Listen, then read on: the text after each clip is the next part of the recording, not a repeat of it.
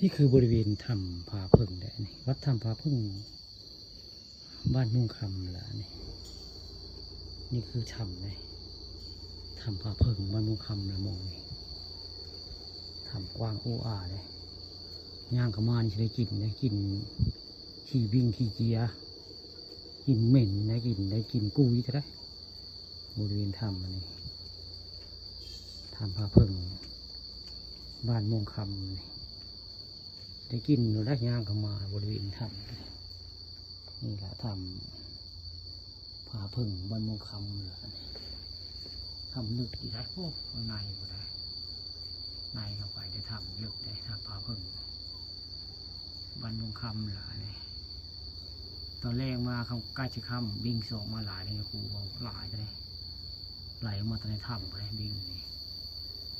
คนที่หลังมาในถ้ำไปแล้วบิงเจียนั่นแหละว่าไงภาษาไทยเขาเจียเนี่ยบ้านน้องเขาบิ้งหลายทำผาพึ่งอะไรย่างเขาว่าก็ได้กินได้เหม็นขี้บิ้งไว้ง่ายมองเลย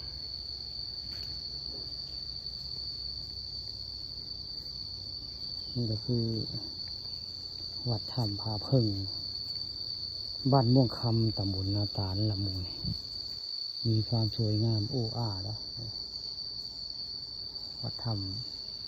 ผาพึ่งทั้งเส้นเป็นแบบนี้ได้เป็นหลุมมันได้นี่ต่อเศร้ามีข่าวเรื่องจริงผ่านจอ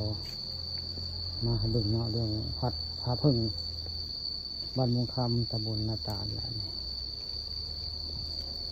วัดนคุระเป็นเจ้าวัดของงานบอกนคุระได้เป็นเจ้าอาวาสวัด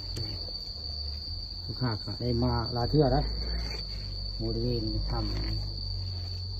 ในพาบึกทำพาพึ่งแล้วขี่เกียร์ลายจะดำเนี่ยผมขี่วิ่งจะดำอยู่ลายแต่ผมขี่วิ่งนี่คือทางเขาทำมืดได้ทำสิลึกได้มืดนี่แหละทางเขาทำแต่ว่าค่ำมาแล้วบิ่งเกียร์ส่งมาหลายได้บริเวณนี่กลางเว้นเพื่อนได้เนี่ยครูว่าค่ำมาเนี่ยเพื่อนจะออกมาบินออกมาหลายปูดำนี่ก็คงจะเพ่งมีแต่ขี้บิ่งมาได้กูหลายเลยดำนะมีแต่ขี้บิ่งเนาะนี่แหละทำผาพึ่ง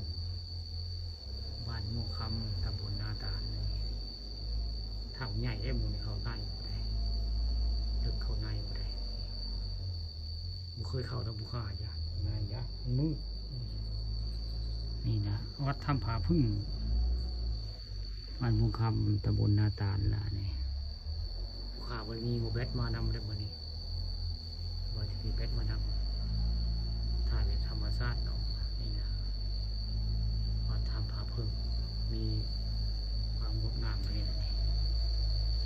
นี่นะผา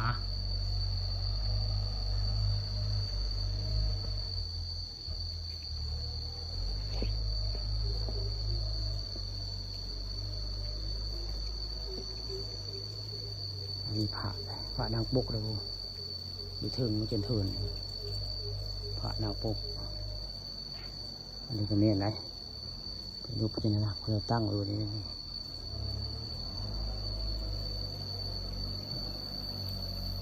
นางปกตั้งจนเทินไปเลยนี่แหละคือถ้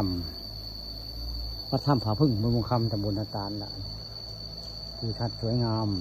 คักไปเลยนะผู้ข่าวเรื่องจริงผ่านจอมาให้เบิ่ง